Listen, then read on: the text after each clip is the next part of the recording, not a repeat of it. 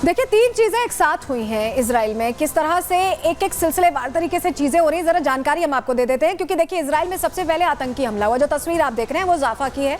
जाफा तेल अवीव से बिल्कुल लगा हुआ है। यहाँ दो आतंकी अचानक पहुंचते हैं और फायर करना शुरू कर देते हैं, जिसमें 4 लोगों की मौत हो जाती है और 7 लोग घायल हो जाते हैं। जो बंदूकों की आवाज आप सुन रहे हैं, ये फायरिंग की आवाज है और ये माना जा रहा है कि ये कट्टरपंथी हैं जो भड़कावे में आकर इस तरह की घटना को अंजाम दे रहे थे। और आपको बताएं कि इन दोनों आतंकियों को ढेर कर दिया गया, इसकी भी जांच चल रही है। दूसरी तस्वीर आप देखिए, दूसरी तस्वीर है इजराइल में किस तरह से मिसाइल अटैक, 181 रिकॉर्ड मिसाइलें दागी जाती हैं। हालांकि ये 7 अक्टूबर 2023 से छोटा ही हमला है, उस समय हजारों मिसाइल दागी गई थी।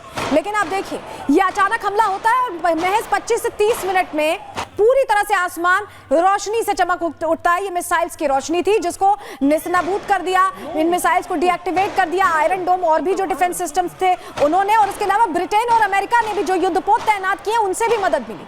तीसरी तस्वीर आप देख रहे हैं जो आपको बताएं डेनमार्क की है। डेनमार्क में जो इजरायली दूतावास है वहां पर अचानक से 2 बम धमाके होते हैं और ये ऐसा लगा कि इजरायली दूतावास को टारगेट करके एक मैसेज देने की यूरोप से कोशिश की गई। डेनमार्क यूरोप में एक देश है, वहां पर यह हमला हुआ। इसके बाद आपको बताएं कि भारत में जो इजरायली दूतावास है उसकी सुरक्षा भी बढ़ा दी गई है। तो हर तरह से ये जो प्लानिंग चल रही है कट्टरपंथियों को भड़काने की, जिस तरह से ये कोशिश चल रही है, ईरान जो कर रहा है उसको लेकर देखिए बहुत मुस्तैद अब यहाँ पर आईडीएफ नजर आ रही है और इसको लेकर देखिए लगातार स्टेप्स भी उनकी तरफ से लिए जा रहे हैं। क्योंकि बड़ी बातें अब आईडीएफ ने भी कह दी है, बेंजामिन नेतन्याहू ने भी कह दिया, आर्मी चीफ ने भी कह दिया। उन्होंने क्लियर कर दिया है कि उनका प्लान ऑफ एक्शन क्या रहने वाला है, किस तरह से वो जवाब देने को तैयार हैं, वो खुलकर बता रहे हैं, अपनी बात रख रहे हैं। आपको बताते हैं, ये चेतावनी ईरान को सुन लेनी चाहिए, क्योंकि बेंजामिन नेतन्याहू तो ये कह रहे हैं कि ईरान ने अपनी बर्बादी को न्योता दे दिया है। जी हाँ, छोड़ने वाले को हम छोड़ेंगे नहीं, ये पहले भी कह चुके हैं, फिर से दोहरा रहे नेतन्याहू। आक्रमण का जवाब आक्रमण होगा।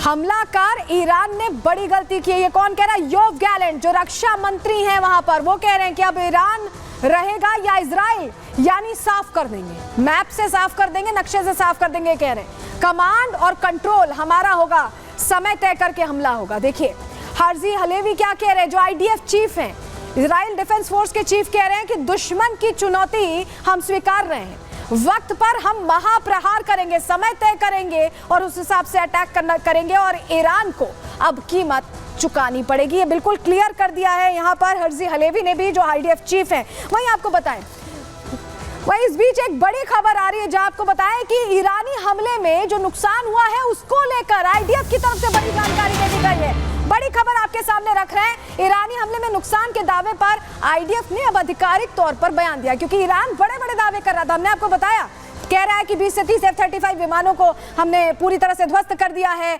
हम बहुत सारे लोगों को, जो 80% टारगेट था वो हिट हुआ है। तो ईरानी हमले के नुकसान के दावे पर आईडीएफ अब कह रही है कि एयरबेस पर दागी जो मिसाइलें दागी गई थी वो बेअसर रही हैं। जी हाँ, क्योंकि 2 एयरबेसेस को टारगेट किया गया था, सेना के बुनियादी ढांचे को कोई नुकसान नहीं पहुंचा। आईडीएफ ने क्लियर कर दिया।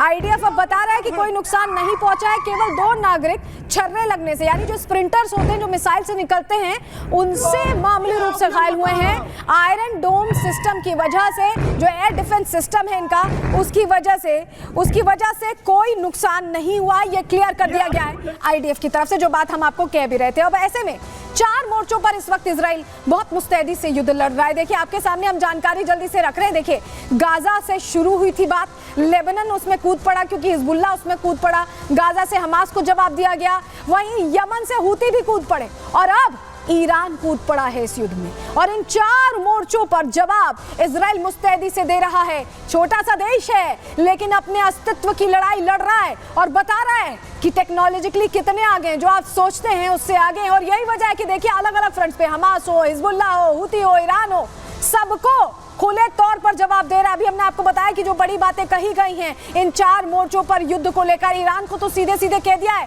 वक्त हमारा होगा, आक्रमण हम करेंगे, यानी क्लियर कर दिया है कि हर मोर्चे पर हम मुस्तैदी से लड़ रहे हैं, जवाब देने को तैयार हैं। लेकिन चलिए अब आपको बता देते हैं कि इन देशों की तरफ से क्या कहा जा रहा है, क्योंकि अब जब युद्ध छिड़ चुका है, जब ईरान कूद चुका है युद्ध में, तो वो भी बड़ी बड़ी बातें कर रहा है, बड़ी बड़ी बातें कर रहा है। क्या कह रहा है, चलिए जानकारी जल्दी से हम आपको दे देते हैं, क्योंकि आपके लिए जानना जरूरी है कि किस तरह से अब रणनीति आगे बढ़ने वाली है इस युद्ध में। क्या जो हम कह रहे हैं कि ये थर्ड फेज है युद्ध का, वो अब आ चुका है। चलिए जानकारी आपके सामने हम जल्दी से रखते हैं, क्योंकि आपके लिए ये जानना जरूरी है, आपके लिए जानना जरूरी है कि आखिर ये जो बड़ी बातें कही ईरान की तरफ से कही गई हैं उसको लेकर अब क्या होगा। देखिए इजराइल कह रहा है कि अंजाम भुगतना पड़ेगा। हमने आपको बताया कि ये साफ क्लियर कर दिया गया। ईरान कह रहा है कि नए हमले की भूल मत करना, यानी अगर अब हमला किया तो युद्ध और भयंकर होगा, ये ईरान कह रहा है। अमेरिका ने क्या कह दिया है कि ईरान ने बड़ी गलती कर दी है और वो लगातार सपोर्ट भी कर रहा है इजराइल को। हमास ये कह रहा है कि यह खून का बदला है, खुश हो रहा है हमास।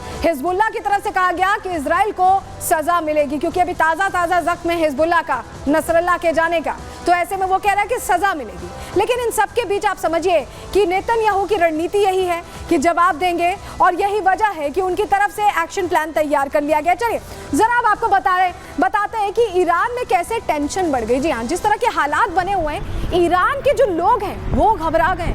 उनको पता है कि इजराइल जब कहता है तो वो कर देता है, हमला कर देता है, कुछ सोचता नहीं है कोई भी इलाका। क्योंकि ईरान में आप सोचिए, अगर हमास की पॉलिटिकल लीडरशिप को ध्वस्त कर दिया गया, हानिया को मार दिया गया, तो कुछ भी हो सकता है। ये तस्वीर देखिए, ये जो आप लाइन देख रहे हैं, ये दरअसल गैस स्टेशंस, पेट्रोल स्टेशंस की लाइन है। उनको लग रहा है कि पता नहीं कब सब बंद हो जाए, पता नहीं कब अटैक हो जाए इजराइल का, और फिर निकलने में भी दिक्कत आएगी। ऐसे में पहले से तैयारी कर रहे हैं ईरान के लोग। ईरान के लोगों में डर है, भय है, क्योंकि इजराइल हमेशा से ही जो एयर वॉरफेयर है उसमें आगे रहा है और तमाम देशों से लड़ता रहा है। 57 दुश्मन देश होने के बावजूद कैसे खुद हर चीज मैनेज करता रहा इजराइल, ये लोगों ने देखा है पिछले कई वक्त में। और ऐसे में अब इजराइल का हमले का जो डर है ईरान के लोगों पर दिखाई दे रहा है। देखिए लाइन देखिए, आप रसद इकट्ठा कर रहे हैं ईरानी।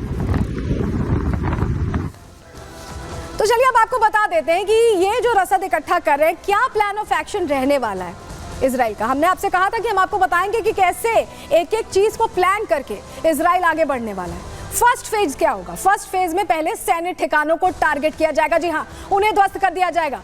पावर प्लांट्स, उसे ध्वस्त कर दिया जाएगा। गैस प्लांट से देखिए आपने गैस प्लांट पे कैसी लाइनें लगी गैस स्टेशंस पे।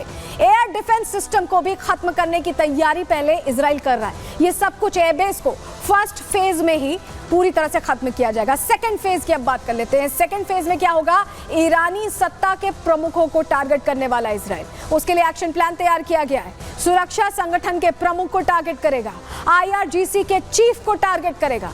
थर्ड फेज में क्या होगा? न्यूक्लियर साइट को टारगेट करेगा, यानी पूरी तरह से अंधेरे में ईरान कैसे हो जाए, इसको लेकर सिलसिलेवार तरीके से फेज 1, फेज 2 और फेज 3 के जरिए प्लान ऑफ एक्शन बना लिया गया है। लेकिन चलिए अब आपको बताते हैं कि ये जब करना है, ये जब 3 फेजेस में डिवाइड करके ये एक्शन प्लान तैयार किया गया, तो उसमें एक एयरक्राफ्ट है, फाइटर एयरक्राफ्ट है, जिसकी बहुत ज्यादा इंपॉर्टेंट भूमिका रहने वाली है। तस्वीर देखिए, ये आप जो तस्वीर देख रहे हैं, ये वही एयरक्राफ्ट है जिसकी इंपॉर्टेंट भूमिका रहने वाली ईवी एयरक्राफ्ट की तस्वीर आपको दिखा रहे हैं। जी हाँ, ईवी एयरक्राफ्ट जिसका इस्तेमाल करने की तैयारी है। और अब आप देखिए, ये अपने आप में खास इसलिए है क्योंकि इसी एयरक्राफ्ट से ईरान पर जब बॉम्बार्डमेंट होगी तो इसी का इस्तेमाल किया जाएगा, क्योंकि इसमें देखिए सेंसर्स हैं, सेल्फ प्रोटेक्शन सेंसर्स हैं, यानी अगर ये किसी भी एरिया में एयर स्पेस में जाएगा तो इसे डिटेक्ट नहीं किया जा सकता है। ये वही ईवी एयरक्राफ्ट है, जो सेंसर्स हैं वो इस तरह से डीएक्टिवेट कर देता है ये, और ये जाकर अलग अलग इलाकों में ये हमला करने में सक्षम है। 360 कवरेज है, एक वास्ट एरिया। आप सोचिए कि 360